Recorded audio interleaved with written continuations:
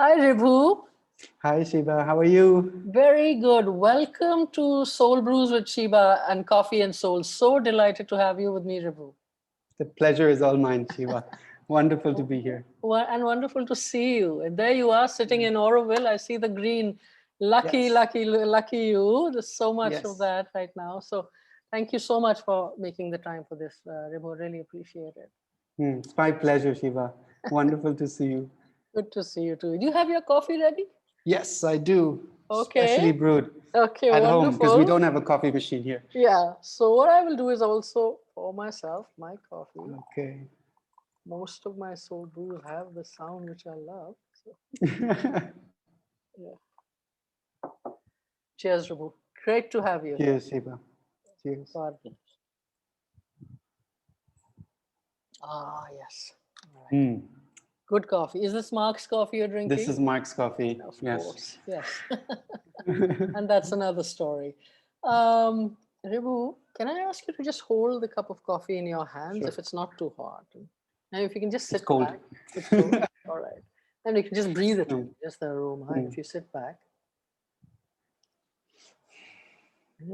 And just keep your eyes closed and see what comes to you as you sit back and relax and think about this, or breathe this in. What do you see or hear? I don't see or hear anything, but I feel gratefulness when I hear your voice, and I'm sitting in this building, Sheba, because you were part of realizing this dream, and so I'm just grateful to be healthy, grateful to be here with you, have my feet on the floor of this office room, and yeah, gratefulness. So, and you know, that's such a beautiful feeling, and thank you for starting us off on that lovely note. Mm. So, when you talk about when all this is here now, what's that about, Ribhu? What is all this that is here now? Tell So me. all this that is here, like physically, I mean, the office that we are in, Recenter, was the vision of getting different organizations to work together in waste.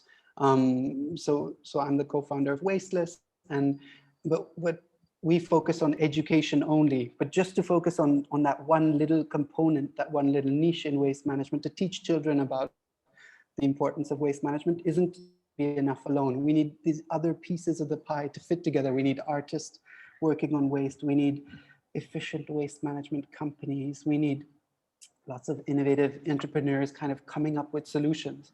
And so we had this dream in Auroville of bringing people together under one campus. And you helped us kind of, you and Lena helped us kind of gather that vision and really bring it out of all of our hearts. And we could see that it was shared. And so just physically feeling my feet on the stone on the floor and looking out the window at the light and the trees and seeing you has just made me really grateful, because that dream has become a reality. It's so beautiful to hear that, because I remember when we were talking about it, and we learned a lot through that session that we had with you and we facilitated, but there was a huge learning for us as well. And I remember it was just a thought at that time, recenter, getting everybody together, just so that the people around who are listening know that Ribhu works with waste. He talks trash, as he likes to say, and the idea is to really help at looking at how to reduce waste, how to, and I don't want to steal his thunder and talk about it. I want him to speak about it. So tell me, Ribhu, what is it that you do in So we're deeply, I mean, we were looking for solutions in waste management, and everything seemed a bit bleak. We started with cleanups, Sheba, in 2010. Small town, small village called Auroville. And we realized that cleaning ups weren't going to solve the problem. It was like mopping with the tap on. We could continue doing this forever, and it wouldn't bring any systemic change. And because we focused on cleanups, we needed to kind of create impact. So we automatically approached groups of people where there were large numbers. So we approached schools. So we could get lots of kids helping us clean up, and that would make things clean up. I mean, would make the cleanup happen faster and would have a bigger impact. And what we saw with children, Sheba, is that we saw they had this openness. They wanted to do something good for the environment. They had a vested interest in their future, and they could pester their parents like no one else could. So we thought that that combination, that openness, that eagerness to do something good, with the ability to bring change home in a positive way, rather than a negative kind of more, maybe a method based on judgment, like Sheba, you're not doing good, you should be doing this. But children would bring it like, we should be doing this, I want to do this, and it was positive. So we naturally gravitated more away from cleanups and more towards creating content, educational games and content that inspire children to do this, to close the tap, to reduce waste, and to improve mopping, to find ways to recycle and compost. And that journey has taken us, it was wonderful, because what we realized is that we need to get involvement from children in designing these materials. And so that's what I love doing, is trying to get inspiration from children, from students and teachers, in how can we design this education experience. And you do a lot of work with different schools, right? And a lot of them are in Chennai and in different parts of the country as well. And the government basically has supported this a lot as well. Am I right in that? Yes, absolutely. So we do a lot of the research here in Auroville, in our surrounding area, where we have a high level of control. And then once we create something that we feel has a powerful impact, and we measure this with different social impact tools, we share it. And it used to be physical kits and games, now increasingly more digital.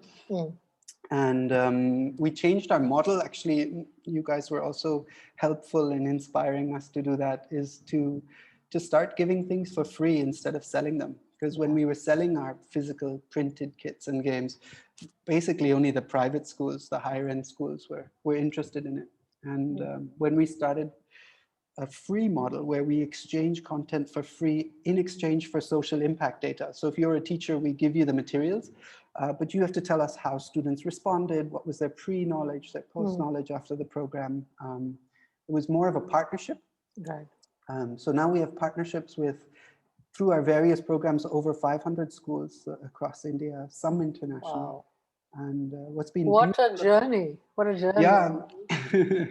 What's been beautiful about that, Sheba, is that the data that we got back from students, understanding how they responded to certain experiences, helped us go to the Tamil Nadu government and convince them to change the way they teach children in their textbooks. So we're able to take those insights and then plug them in. So then the impact becomes much wider. So really that's our goal now, from now on, is to to work with the government to kind of change the way we're teaching children about these topics, to make them more empowering and inspire children to change their habits. Yeah, that's awesome. And besides the Tamil Nadu government, are you also working elsewhere? Are you looking at other governments? I do know that you came to Delhi, had a chat with NCRT on some of the textbooks and stuff like that. How did that go? That didn't go so well. Okay. Not yet. I think we need to prove to them at scale. And so that's exactly what we're doing right now, is at scale of 1 million or 2 million students. Is this working out? Is it linking? And that's what we're doing now with Tamil Nadu government. Seem to be much more open. Right now we're working on a project funded by the National Geographic Society. Wow. Yeah, it's a awesome. dream donor. Yes. Awesome, Ribhu. Yes. Yeah. Okay. And it's let's stop a minute to celebrate that. Yes. That is super. Yeah. That is super. All right, great. Yeah, so we pitched a project. It's an explore.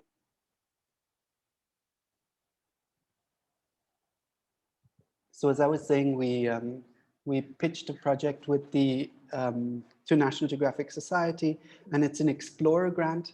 And basically, we're developing a curriculum for Tamil Nadu schools, but we'll translate it into Hindi as well. So it'll be in Tamil, Hindi, and English. We're targeting government schools, exactly because we've seen that this jump from government schools to these textbooks make a lot of sense. Sure.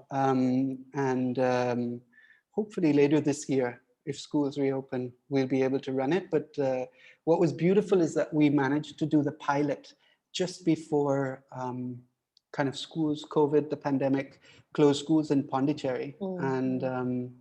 And again, like I was saying, we like to get, this is what excites me the most, is getting the input from students, sitting in the back of that classroom and watching the teacher unpack this information. And lots of your ideas that you come up with here in the office, they don't get implemented in the exact same way. And actually you get so much inspiration sitting there and trying to understand, okay, how could I bridge this science that we want to the students' consciousness? How can we do it in a better way? And we realized that piloting, that testing these materials is super, super crucial. And it was a blessing. I think we finished, we had 5 schools. We finished our last school on Friday at 1:30, the last lesson.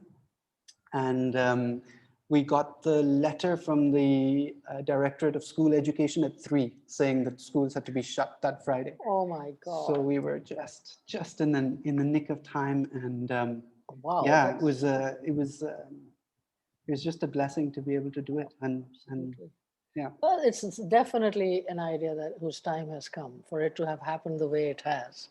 It's amazing. I hope so. Yeah. I hope so. Yeah. I thought that 10 years ago. I'm not sure. 10 years when you look at it from, from a helicopter view, 10 years is actually nothing. And you guys have really made great strides in that. Yeah, Thank so you. it's huge. The fact that you stuck with it, this has become such a, I know that because I've worked with all of you at WasteLess, and that it's a passion, it's a palpable thing. It's not a, it's not a nice to do, it's a commitment, and that is what is so beautiful. Ribhu, tell me about your life. Okay, now we know about what you do, but what's it been like for you? I know that you've grown up in Auroville. You're an Auroville kid. And what's it been like? Tell me a little bit about your journey. Well, life growing up in Auroville is wonderful. I think there is so much freedom. You were born here, right? I was born here, yeah. About 3 kilometers that way. Yeah. Yeah, there was so much freedom, so much openness. I think with the philosophy of Sri Aurobindo and Mira Alfasa, the mother, there was so much focus on kind of that innate connection that children have to something deeper that we lose as adults, that we were given so much freedom to try different things. And I think that gave me a little bit, I think it shaped me in getting a bit more responsibility in saying, okay, if I want to do this, because this is my choice, I'm free to make that choice. Then I'm going to give it my all. And so it was beautiful growing up. I think around my teenage years, I needed more structure. And I went to boarding school. And after that, I went to the Netherlands because I'm half Dutch. My mom is Dutch and my father's Indian. And the Netherlands was wonderful. I met Natasha there, my wife. And yeah, I think I remember telling her that, I love you and everything, but in 3 years, we were in our first year of college. In 3 years, I'm going to go back to my village in India. And I'm not going to live here in Holland. So I think it was always clear for me that I wanted to come back, but to make a choice to be in an intentional community like Auroville, kind of following these values, is not a one to make lightly. And because my parents made it for me, because I grew up here, I needed to make that choice. That I was born here, that was a decision my parents had, but I really wanted to wait for the moment when I felt like, okay, I want to choose this lifestyle. And did that happen? Yes, yeah. Oh, do you remember it? Was it like a defining moment for you? It wasn't a moment, but it was a period in time. And it was a time when I'd graduated from uni, and I was working in a corporate job for Shell. And I remember, there was a certain excitement. Shell is a wonderful company to work for. They take really good care of me. I had fantastic colleagues. I learned so much. But at one moment, the values of the company were so different than my own values that every day, every minute, every email, every overtime hour just felt like my life was going in a totally different direction than those values I held true to myself. And that didn't sit well with me. It felt uneasy, it felt uncomfortable, and no amount of money or could take that feeling away. And so I think there was a certain moment. I think it was December 2007 or so that I went home and I told my wife. I told her, look, we had this plan. We were saving up money. One, because we had to borrow to study. The other thing is that we were saving up money to travel around the world, something we always wanted to do. And we had saved up enough. The plan was to save up for a year, and we spent 3 years. So in year 3, I went to Natasha and I said, look, I'm done. You know, I need to leave. I'm going to start this adventure, and you and me wherever I am at that time, because she wanted some more time and she had a really good job. And she said, okay, give me 4 months to wrap up things and then we'll go. And the next day I went back to the office and my boss called me in, and there was a big conference. We were in the head office at Shell. There was a big conference organized for 400 or 500 of us. And the CEO comes there and he tells us that they're moving the entire HR organization where I was in. They're outsourcing it to, or moving it to Poland and Bangalore, or Malaysia, sorry, it was in Malaysia. And, you know, I had this conversation with my boss, and I knew I wanted to leave in 4 months. Right. I'd made that decision the night before, and my boss was telling me, you know, look, if you stay on till the end, that would be really nice, and you know, you'll get a sign-off bonus. So I was so happy. So that was maybe the defining moment that said, okay. That it just seemed to fall in what you wanted to do, and it just seemed to fall into place. Yeah. Yeah, that's amazing. And then you came back, and was it easy to get back into Auroville? Was it like you never left, or? No, I mean, things had changed. I think I had changed as well. Yeah. I was with my wife who had come to Auroville many times and in the last 15 years, but hadn't lived here. But I was actually a book that kind of convinced me that my values were so different than Shell's, was Banker to the Poor by Yunus Muhammad. Yes. And that's a great book, yes. Great book. And I thought, my dad's a ceramic potter. My sister had a business knitting beach bags for a fancy Sydney surfwear brand. And I thought, why don't we, give their local villages around Auroville access to capital, and then they can create their own enterprises, and we can develop much faster. And so after reading that book, I was so inspired by microfinance that I picked up books all on our world trip this whole year. Picked up books, tried to visit organizations to learn more about it. So when I came to Auroville, I was convinced I wanted to start a microfinance bank. And before I jumped into it, I wanted to see more about what it was like. What are the values behind that? What is microfinance really doing on the ground? I didn't want to land up in the same kind of organizational structure as Shell. So I actually spent, I think, 3 or 4 months, which was really easy, very relaxed, kind of going and attending a few of these self-help group meetings, visiting banks, seeing what they do, trying to understand more about it. And it was a bit disappointing because the more I understood, the more I realized that there was very little enterprise loans in our area. It was basically consumption loans, and at rates that were double what the bank was giving. So it didn't feel like it was the story that Yunus was talking about. Perhaps demand is different in India. We're already more developed in this area of Tamil Nadu. And with that disappointment, there was kind of question mark.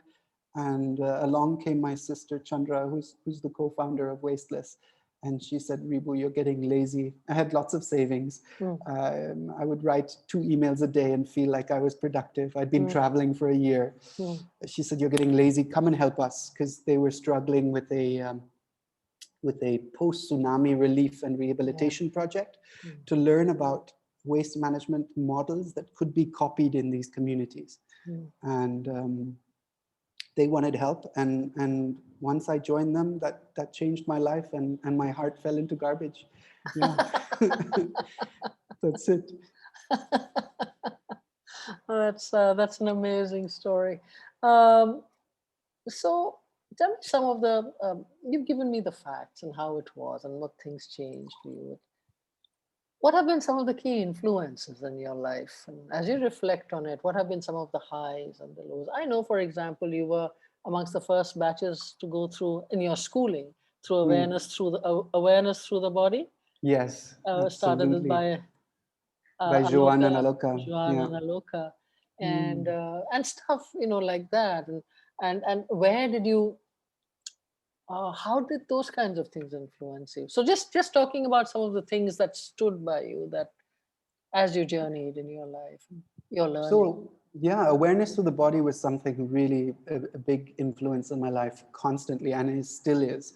Natasha is an awareness of the body teacher, Yes, I believe so. That's fabulous now. which Yeah, is beautiful. yeah.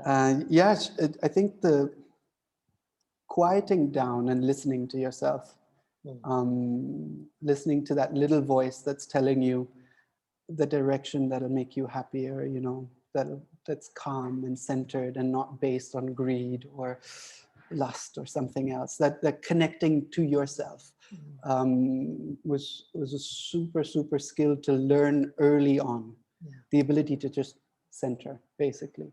How old were you when this was? I think I was probably 12 or 13. That's a And I wonderful still age. remember this example of, you wake up in the morning and your toast is burnt, you stub your toe, you cut yourself shaving, if you were shaving. This wonderful thing about the pandemic is I haven't shaved in few months. You look very nice with a beard, but I miss your beautiful face, Ribhu. Thank you. Thank you. It's so much time saving. But Yes, I but know. as I was getting back to ATB, you have these certain days where things just don't go right. And it's usually a kind of cascade or like the perfect storm of a series of things, and what Aloka and Joanne, who are the founders of Awareness of the Body, they like to, and it's based on Sri Aurobindo and Mother's philosophy, but also a lot about on yoga, on Tai Chi, on martial arts, on dance. And a lot of it is how these different aspects of ourselves, she used this little like color chart, I think, of different like Yes, human body, and she that's right. spread them out, and she'd say they're not aligned. And there was a simple exercise where we had to close our eyes and listen to a sound really far away. And you can try this even if you're feeling like one of those bad days. So I hear a bird call far away, and then bring your attention back to like the hair on your hand or your arm, and try to feel the sensation of the fan is on. So I feel my hair is moving and I feel cool breeze, and then switch your attention back to something far away. And you do that a few times, and it's incredible how I feel more centered, and I can feel like, okay, then I'll start my day. And usually when I do that, there's no other accidents that happen. And so being able to change your outer reality by focusing on that inner, on that care of just the concern, the ability to listen and be able to do something, was super influential. And another big thing I think for me was having parents, like my dad had studied in England, had done really well academically, and came back and decided to be a handmade, And that's Angad, right? handmade potter. Yes, Yes, Angad. of course. And Yes. so he had made that choice. My mom was studying to be an X-ray technician, was an X-ray technician, and decided to travel overland to India and teach geography. And she's there an are exceptional photographer. Yes, Exceptional. and she There's, does photography, yeah. Elizabeth. And so there were so many people around me in Auroville at the time who had chosen their passions and not particularly linked to what they had studied or what they thought they wanted to do at 17. And when they were 35, they chose something completely different.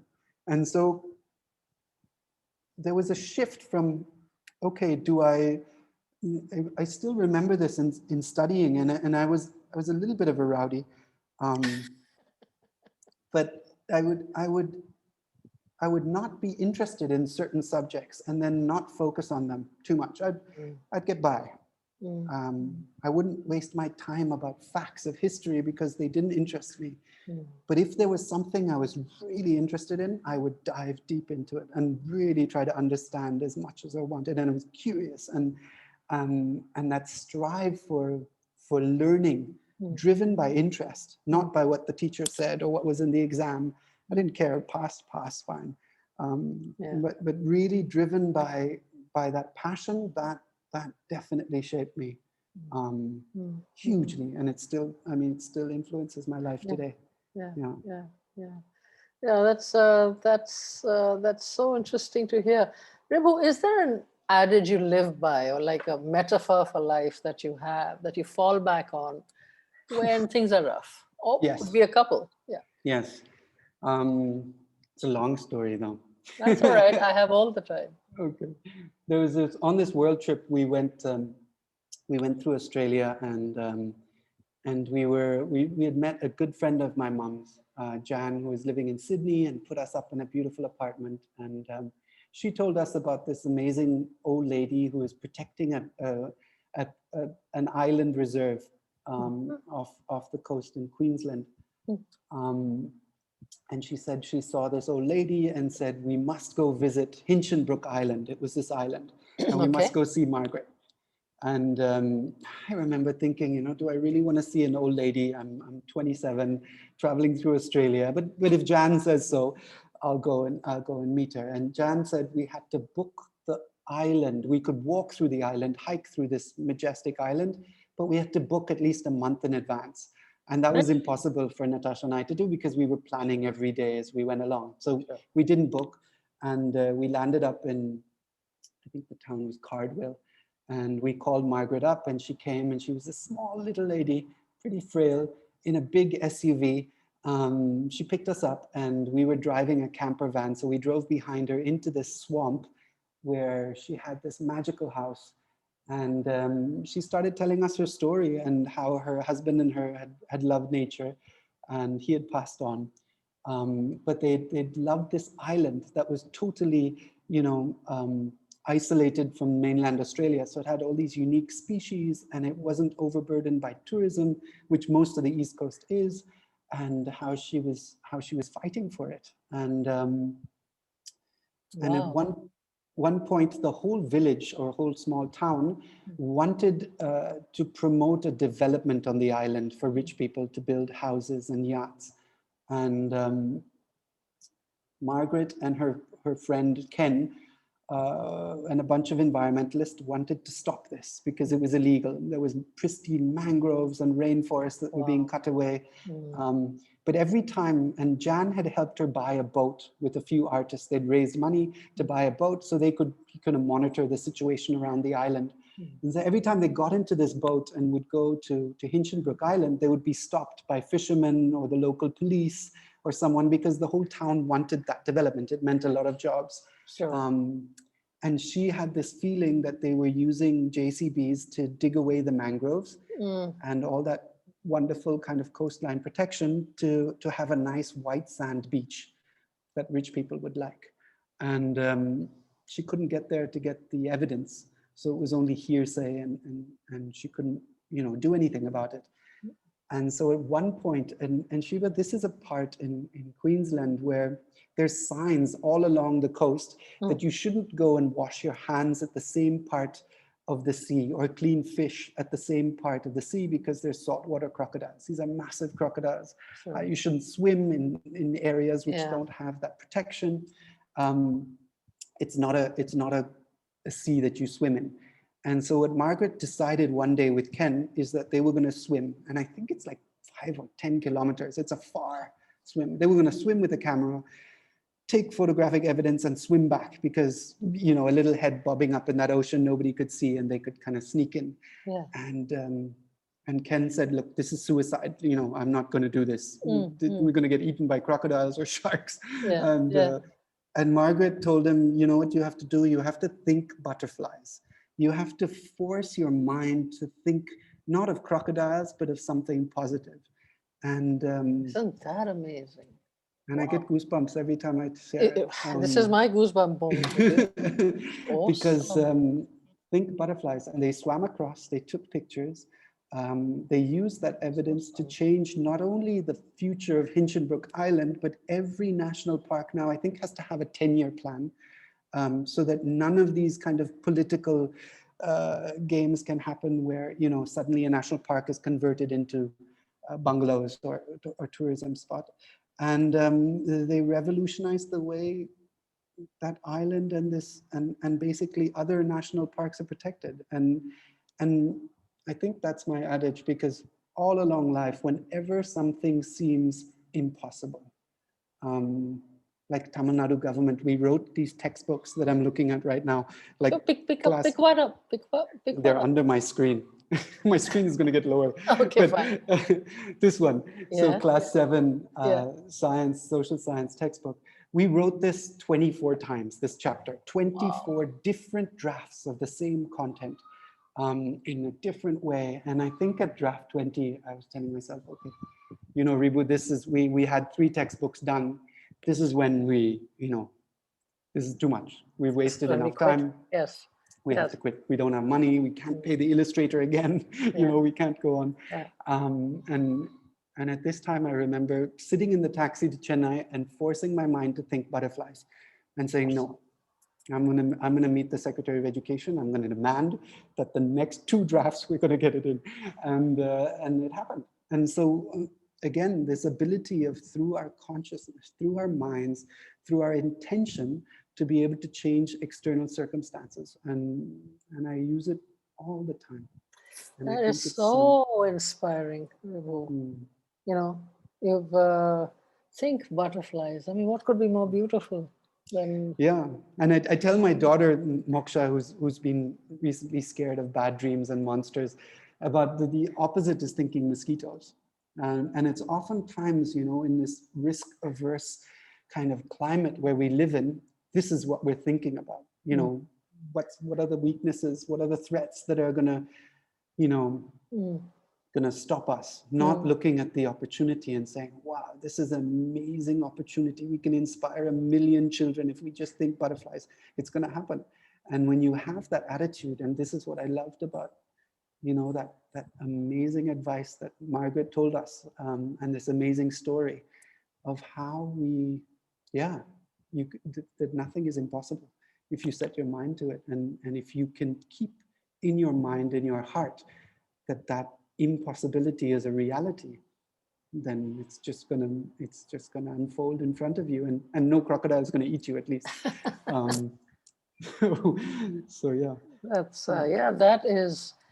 That's amazing. So for some people who are just starting out on their journey, or a similar kind of journey that you have had, is there something that you'd like? One of the biggest things you could have said is think butterflies. But is there anything else that you can tell? Yeah, I think, I mean, now I'm thinking of older people who really influenced me. Another one was my grandmother, Oma Meep, on my mom's side. She was, when her husband was taken away to labor camp during Second World War, she would wake up at 5 in the morning on a cycle with wooden tires and go bring eggs and secret messages to Jews hiding around her hometown, and fearless. And I think later on life, when I decided that I wanted to not, because I'd studied hospitality management, and they were so happy that I was working in these 5-star hotels, and I would invite them for nice brunches and high teas. And I told them, look, I'm going to switch. I don't like it. I don't like hotels. I'm going to try something with an oil company. They liked the idea, but they were sad that, you know, I'd made that change. My grandfather was saying, you wasted your education. You could have done something else. And Oma Meep, she always said,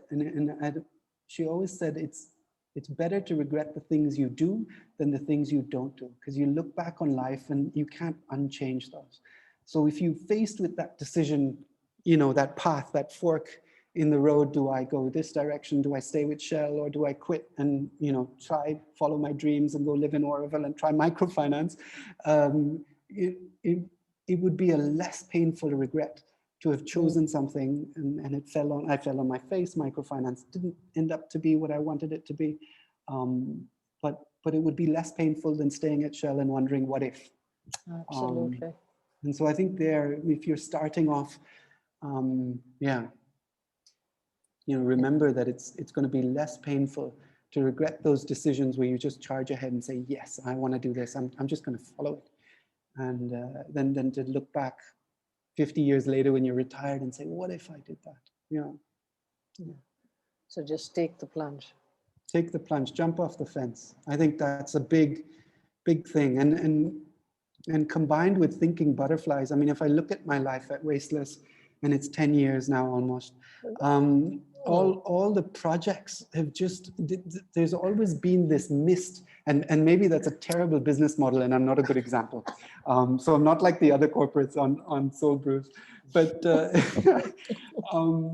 it seems like I'm walking down this path, but I can't see so far ahead.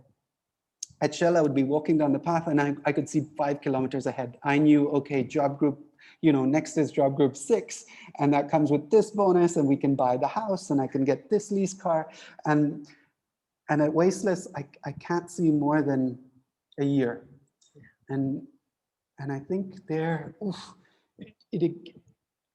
in the social space, it seems to be something a lot of my peers and my colleagues face too, because you don't have a conventional business model. And so there, I think, kind of having a trust and jumping off the fence and putting one foot after the other and just keep walking was super, super important. Yeah. I get that. And more than anything else, I think it's just it's the courage, of living with the things that are ambiguous, things that are uncertain, yet following your passion, following a dream. And there must be times when it's hard. Other things beckon, but I'm sure they do to all of us. And to stay the course that you've set out for yourself. I think that takes a lot of. It depends on perseverance, but I would say courage. In my case, I feel it's not courage because I was lucky. I struck gold. I found work that doesn't feel like work. I found something that I love doing, and so there's of course things that you don't like doing within your regular work week. Like I hate emails. I wish they didn't exist, but I think if you have the blessing and the luck to find work that doesn't feel like work, that feels like it syncs with your values, that what you feel is important and what you're doing are aligned, and that you have something coming back, something, then it doesn't feel like you're courageous. It feels like it's the only thing you're supposed to do. And okay, it means less money. Fine. It means some uncertainty in the path ahead and some level of trust. Okay, but you're blessed with, the other alternative for me would be sitting at my corporate desk, looking at the clock, waiting for 5 o'clock to come around, and that didn't feel like a good alternative. So yeah, it's interesting how this journey goes, but I was lucky. The heart and garbage now, it's not moving from there. It's going to stay there. Yeah. That's amazing, and more power to you, Ribhu, with all that you've set out to do with your heart and garbage. Thank you. Each one of us has something unique to give to the world, to humankind, and I strongly believe that you have your own little something to add to the tapestry. What is your unique gift to people? I don't know. I hope that we can, I hope what we're doing is planting a seed in these children, that some of them, 1 in 1,000, 1 in 10,000, that we interact with, picks it up and takes it forward, and does better than we do. And through this, that the only place garbage will be and pollution will be in history books. That would be my dream. And if we can have that, oof, that would be amazing. So that's the ideal contribution. That would be the ideal. And otherwise, I think it's just being true and trying to inspire other people to give their best. And I think with a lot of things with work, and again, this comes back to maybe the upbringing in Auroville and following your passion. But I feel that if you're able to concentrate your attention and a desire for quality into something, that material thing has a certain power that's difficult to quantify. I mean, I just take I'll try to find an example from the textbook. I'm not sure if it'll be here, but if you're able to, I have to find the page number.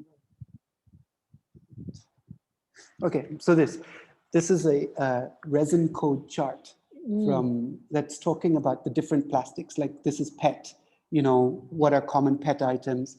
So this is a resin code chart. And I think we had our designers, we had maybe 10 different versions of it. What color, what font size, what are we going to put on there? But we as a team kind of spent, I think, a week or two really working on this content back and forth with designers, trying to improve it. Now, we could have gone and seen what other education programs do, or what the plastic lobby is writing on their resin code explanations, and just copy paste it.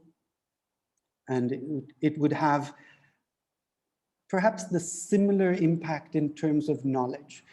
But if you're really trying to find the exact examples for your target audience, trying to see, okay, what color do children associate with dangerous plastic? Let's put those on the dangerous numbers. What type of lines do they like? When you really get into the details and try to give it your all, then that information that somehow carries a certain power. And so that's something we obsess about a lot at WasteLess. And sometimes we go too far, and I don't think the return is equal to what we put in. But a lot of times I feel like when you really try your best and you really put everything into it, and you push your design team and you push the content writers, and you re-interview scientists about everything, asking them difficult questions and trying to get them to think about these issues and how we should educate children, then you're creating the most powerful tool. And so putting that consciousness into something as simple as an A4 diagram with a poster, yeah, that's super, super important. And I think you see that a lot with products. I love Apple, and Steve Jobs obsessed about quality and certain details. And you see that when people do that, they push something new, and suddenly that keyboard that lights up when it's dark, automatically, it's such a little gimmick. It's not really used by me so much, but I like it, and it gives me joy, and it's my work tool, and so I'm happy with it. And so I think that if we can really infuse quality in everything we do, we move away, we create more, and we create more. I lost your voice there. More value. Yes. More value in those things. Yeah. And so that's something I hope that we're also trying to bring out in the education space.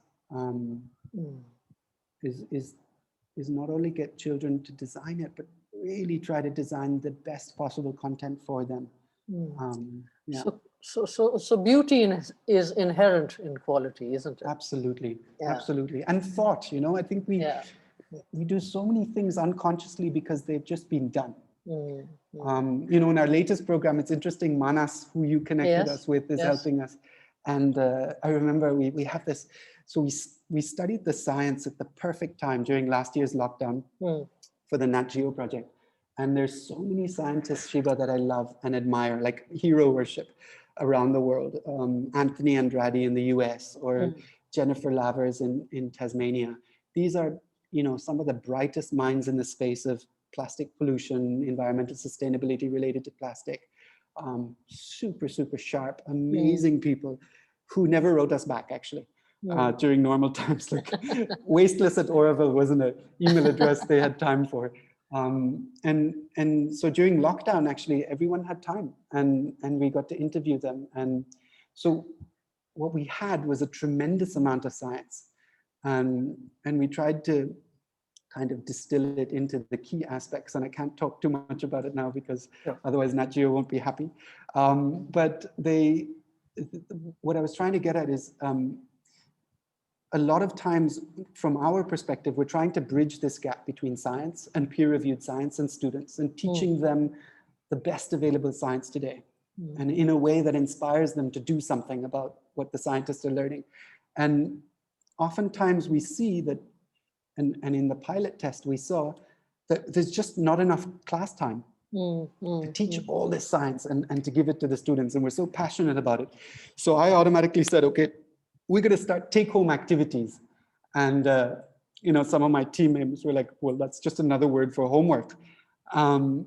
Manas came to us, and he's been mentoring us wonderfully through developing this program. And he said, children don't learn from homework. And I remember, okay, every education program has some take-home activity or something you do at home, but children aren't learning from it. So why are we following that kind of cookie cutter rule? And this is exactly why we want to question everything we're doing. And I remember I hated homework. It was something that, as I told you, I was a little bit rowdy. My parents would tell me about Friday night I had to do my homework. And Sunday evening, I remember thinking, no, I have to do my homework, and feeling really stressed about it. And it's not how I do everything today, but it's just that idea of giving students something a burden, and maybe the quantity of science that we want to pour into this child's consciousness is too much. And maybe we have to decide that we have to find the essence of what might inspire this child, and then give them that only. And if they're interested, they can learn more. So this is interesting about questioning our ideas and really putting thought into everything we do. Because so many things are devoid of thought. We just automatically kind of, okay, it's been done this way, let's continue doing it. And I think that's why a lot of the problems we have today are just being replicated, because, oh yeah, that's the way it's done. This is the way we teach children about chemistry of plastics. And if we just keep repeating it, it's just going to go past their heads. Exactly. No, so there's, from what I'm hearing, there's lots of different things you're trying, and nuances that you're looking at, that to ensure with the passion that it must go into the spaces that it's meant to go. So people pick this up, or kids pick this up and do something about it. It becomes a part of their conversation, their vocabulary, their consciousness. And I get that how much you all are thinking about it, and how in obvious ways and subtle, how to get the message home. And that is clearly a big part of what you want to do. Ribhu, it's been an absolute delight speaking with you. Is there something else you'd like to say before we sign off we close this conversation? No, everyone out there, Sheba is super cool, and you have to subscribe to her channel if there's a possibility. No, it's been a pleasure, absolute pleasure. Lovely to see your face. Lovely to see the recenter in the background of this little screen of my face here. Yes. And I'm so grateful for everything you do, Sheba, and for the journey that you've helped us, for this dream you've helped us manifest, and for the inspiration you continuously give us, and for sharing these stories. It's been a pleasure talking to you. And likewise, Ribhu. Thank you so much for making the time, and it's always been a joy to speak with you. And I really hope you change the whole narrative around waste, one kid at a time. And I'm sure it's going to happen. Thank you so much for your time. Thank you so much for your time. Bye. Bye. Bye-bye.